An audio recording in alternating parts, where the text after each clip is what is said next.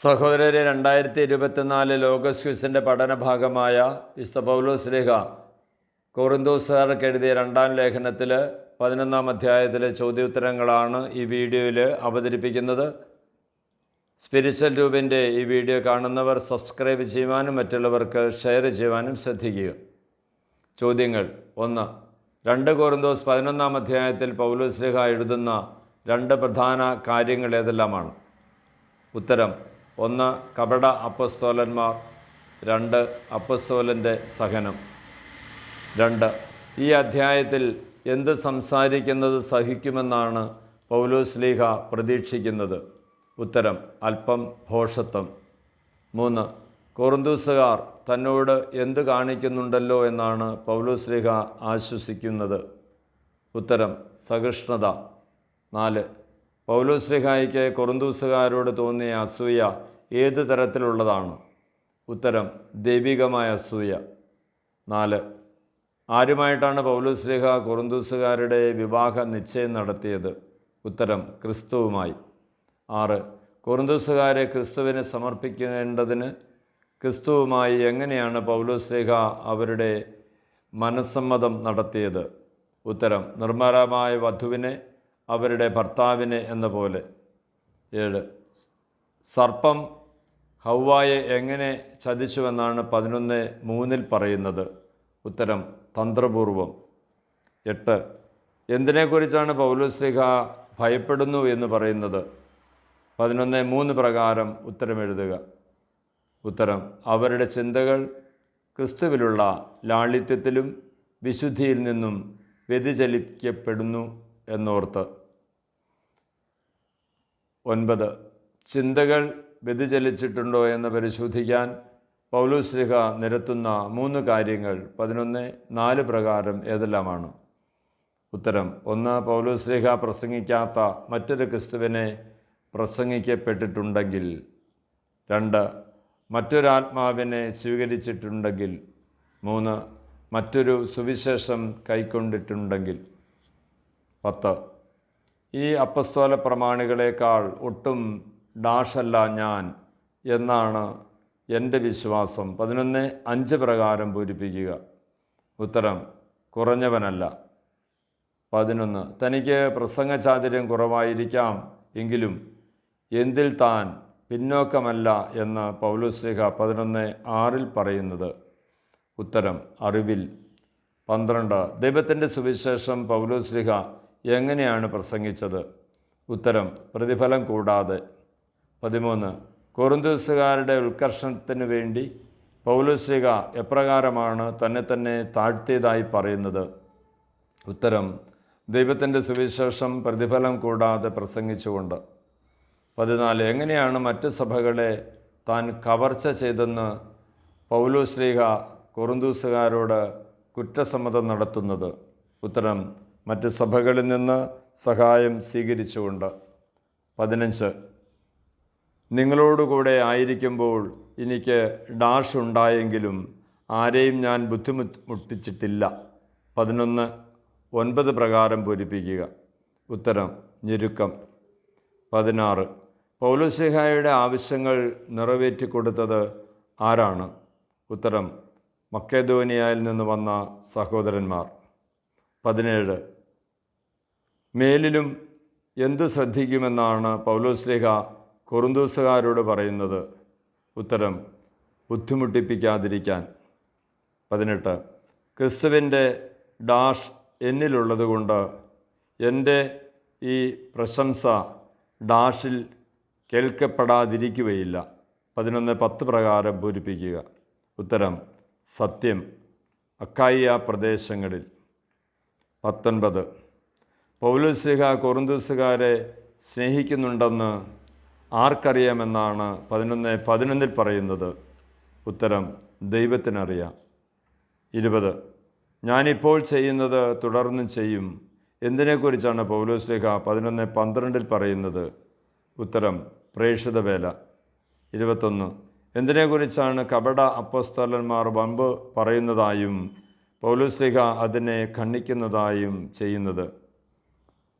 ഉത്തരം: തങ്ങളുടെ പ്രേക്ഷിത വേല പൗലോസിൻ്റെ പോലെ തന്നെയാണ് എന്ന് പറഞ്ഞവരുടെ വാദത്തെ.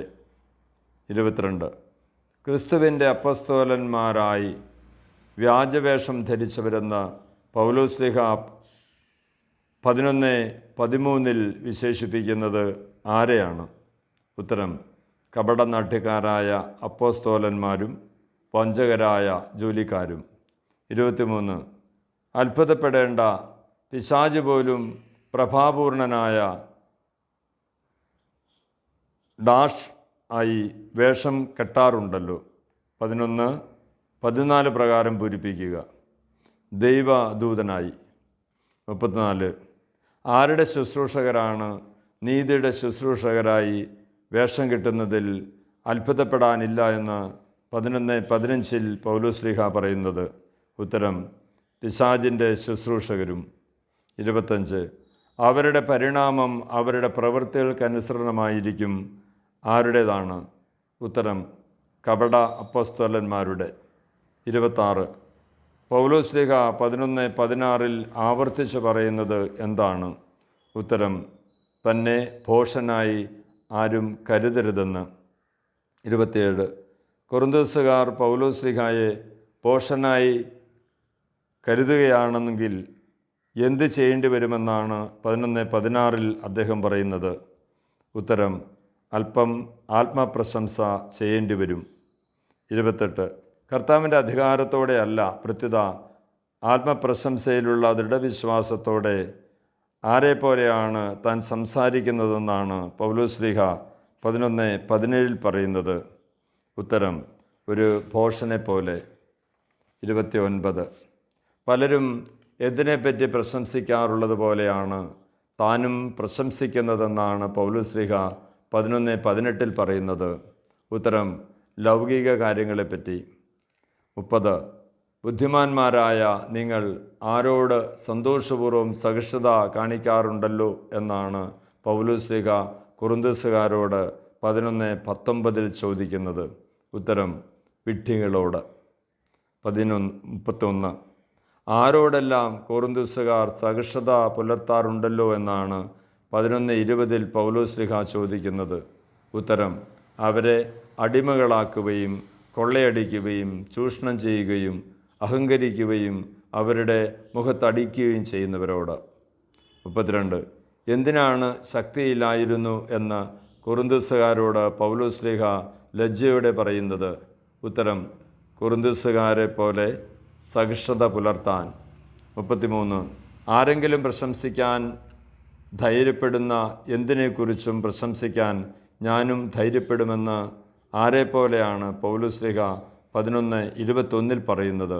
ഉത്തരം: ഒരു ഭോഷനെ പോലെ. 34. അവർ ഡാഷാണോ? ഞാനുമതേ. അവർ ഡാഷാണോ?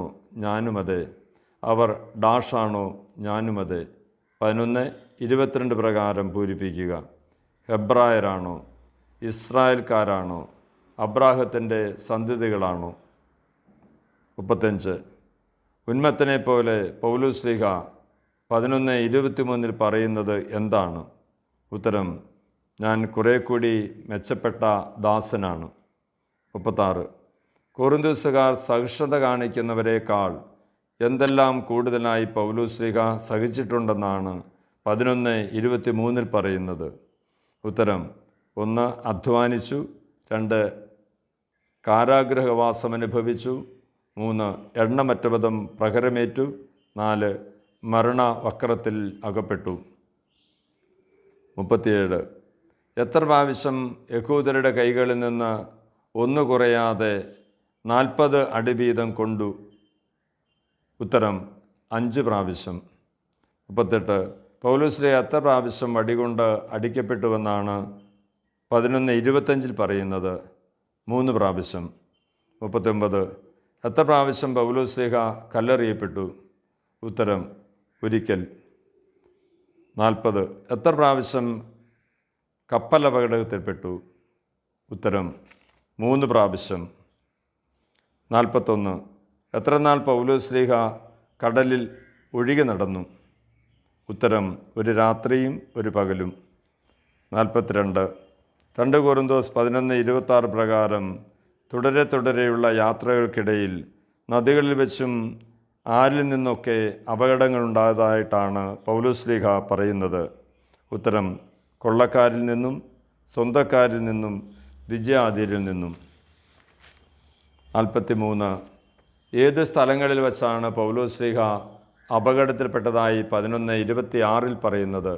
ഉത്തരം: നഗരത്തിൽ വെച്ചും, വിജനപ്രദേശത്ത് വെച്ചും, കടലിൽ വെച്ചും. 44. ഡാഷിൽ നിന്നുള്ള അപകടങ്ങൾക്ക് ഞാൻ അധീനനായി. 11:26 പ്രകാരം പൂരിപ്പിക്കുക. ഉത്തരം: വ്യാജ സഹോദരിൽ നിന്നുള്ള. 45. 2 കൊറിന്തോസ് 11:27 പൗലോസ്ലീഹ ഏതെല്ലാം സാഹചര്യങ്ങളിൽ ജീവിച്ച കാര്യമാണ് അനുസ്മരിക്കുന്നത്? ഉത്തരം: 1. കഠിനാധ്വാനത്തിൽ, 2. വിഷമസന്ധികളിൽ, 3. നിരവധി രാത്രികളിലെ ജാഗരണത്തിൽ, 4. വിശപ്പിൽ, 5. ദാഹത്തിൽ, 6. ഉപവാസത്തിൽ, 7. തണുപ്പിൽ, 8. നഗ്നതയിൽ. 46. ആരെക്കുറിച്ചുള്ള ഉത്കണ്ഠയാണ് അനുദിനം പൗലോസ്ലീഹായെ അലട്ടിക്കൊണ്ടിരിക്കുന്നതായി 11:28 പറയുന്നത്? ഉത്തരം: സകല സഭകളെക്കുറിച്ചുമുള്ള ഉത്കണ്ഠ. 47. ആര് ബലഹീനനാകുമ്പോഴാണ് ഞാൻ ബലഹീനനാകാതിരിക്കുന്നത്? ആര് തെറ്റ് ചെയ്യുമ്പോഴാണ് എൻ്റെ ഹൃദയം കത്തി എരിയാത്തത്? അധ്യായവും വാക്യവും. 2 കൊറിന്തോസ് 11:29. 48. ആര് തെറ്റ് ചെയ്യുമ്പോഴാണ് എൻ്റെ ഹൃദയം കത്തി എരിയാത്തത്? ആര് ആരോട് ചോദിച്ചു? ഉത്തരം: പൗലോസ്ലീഹ കൊറിന്തോസിലെ സഭയോട്. 49. തനിക്ക് പ്രശംസിക്കണമെന്നുണ്ടെങ്കിൽ എന്തിനെക്കുറിച്ചാണ് പ്രശംസിക്കാനുള്ളതെന്നാണ് പൗലോസ്ലീഹ 11:30 പറയുന്നത്? ഉത്തരം: ബലഹീനതകളെക്കുറിച്ച്. 50. താൻ വ്യാജം പറയുകയല്ലെന്ന് കർത്താവായ യേശുവിൻ്റെ ദൈവവും പിതാവും എന്നേക്കും വാഴ്ത്തപ്പെട്ടവനുമായ ഡാഷ് അറിയുന്നു. 11:31 പ്രകാരം പൂരിപ്പിക്കുക. ഉത്തരം: ദൈവം. 51. പൗലോസ്ലീഹായെ എവിടെ വച്ച് കൂടുന്നതിനാണ് ദമാസ്കസ് നഗരത്തിന് കാവലേർപ്പെടുത്തിയത്? ഉത്തരം: ദമാസ്കസിൽ വെച്ച്. 52. പൗലോസ്ലീഹായെ പിടികൂടാൻ ദമാസ്കസ് നഗരത്തിന് കാവലേർപ്പെടുത്തിയത് ആരാണ്? ഉത്തരം: അരേത്താസ് രാജാവിൻ്റെ ദേശാധിപതി. 53. ദേശാധിപതിയുടെ കൈകളിൽ നിന്ന് പൗലോസ്ലീഹ രക്ഷപ്പെട്ടത് എങ്ങനെയാണ്? ഉത്തരം: മതിലിലുള്ള ഒരു കിളിവാതിലൂടെ കുട്ടയിൽ താഴേക്കിറക്കപ്പെട്ടു. 54. 2 കൊറിന്തോസ് 11 അധ്യായത്തിൽ എത്ര വാക്യങ്ങളാണുള്ളത്? ഉത്തരം: 23 വാക്യങ്ങൾ. Thank you very much.